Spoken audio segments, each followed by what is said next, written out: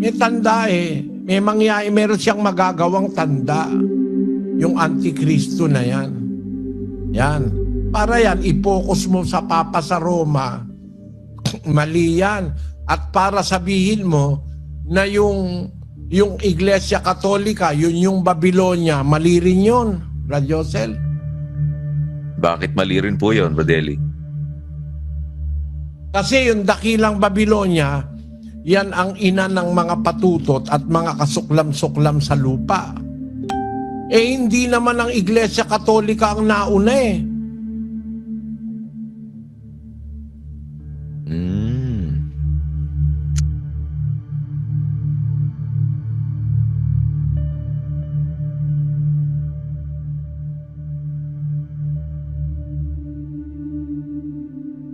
Sabi, ang interpretasyon kasi nila dyan, ang Iglesia Katoliko daw yung patutot na Babylonia, kasuklam-suklam sa lupa, ina ng kasuklam-suklam, ina ng mga patutot.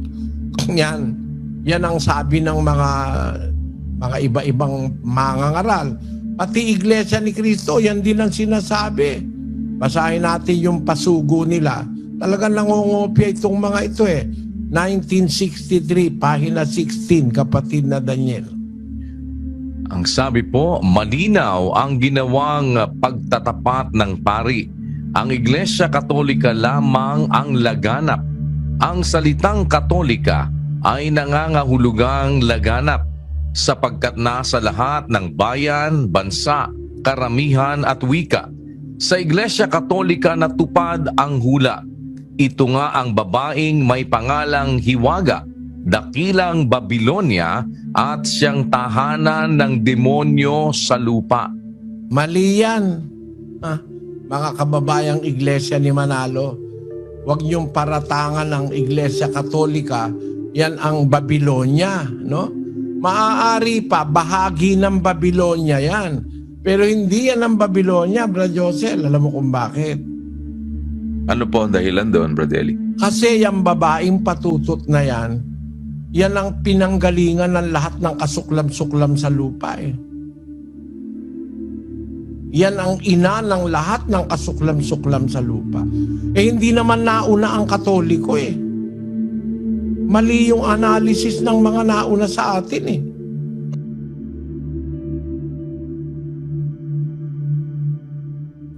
Hindi po siya ang pinagmulan nitong lahat nitong mga babae. Eh alam mo ba yung dakilang Babylonia kung ano yon, Brad Joseph? Ano po ito? Pinanggalingan ng lahat ng mga patutot sa lupa. Ina siya ng mga patutot at kasuklam-suklam sa lupa.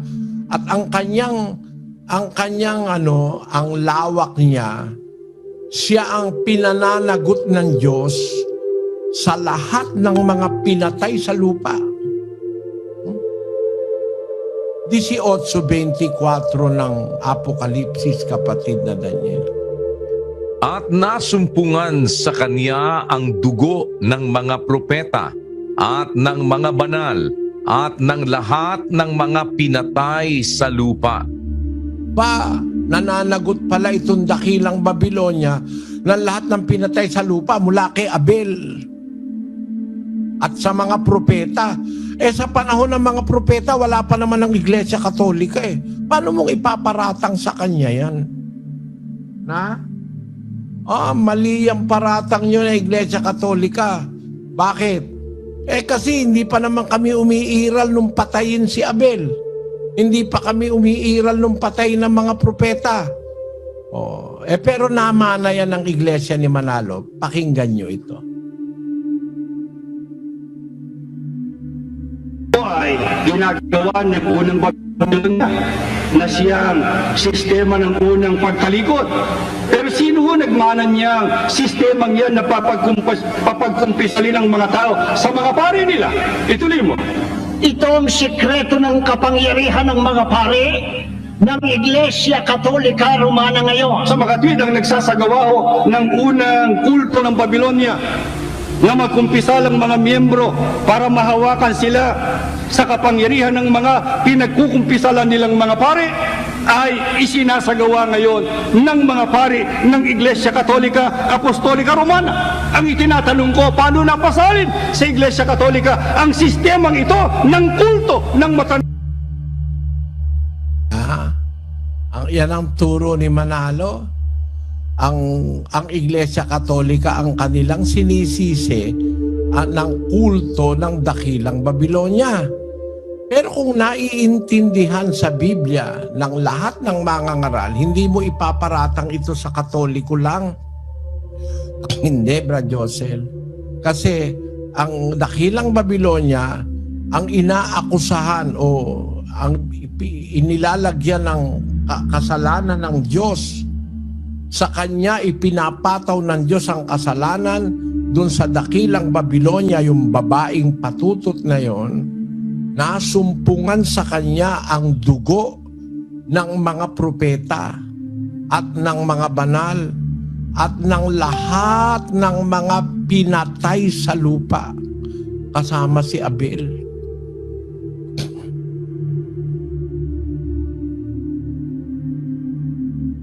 Kapatid na Daniel. Putol po kayo, kapatid na Eli. Napansin mo yon, kapatid na Daniel? Opo, kapatid na Eli. Nasumpungan sa kanya ang dugo ng mga propeta at ng mga banal, ng lahat ng mga pinatay sa lupa. Kasama po si Abel, kapatid na Eli. Ang dugo ng mga propeta. Si Abel, propeta yan eh.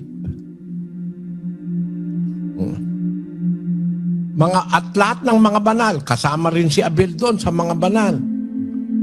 At ng lahat ng mga pinatay sa lupa, kasama rin si Abel doon. Paanong Iglesia Katolika yan? Wala pang Katoliko nung siya panahon ni Abel. Kaya kilala mo ngayon kung anong dakilang Babilonya, Brad Josel? Hindi po Iglesia Katolika, Brad Eli. Hindi po mayaatang sa Iglesia Katolika yun eh. Unawa ko yan na hindi yan yung Katoliko, bagaman ang karamihan ng mga pastor na nagmamalaking sila raw mga totoo, naniniwala sila Iglesia Katoliko yan, Papa sa Roma yan.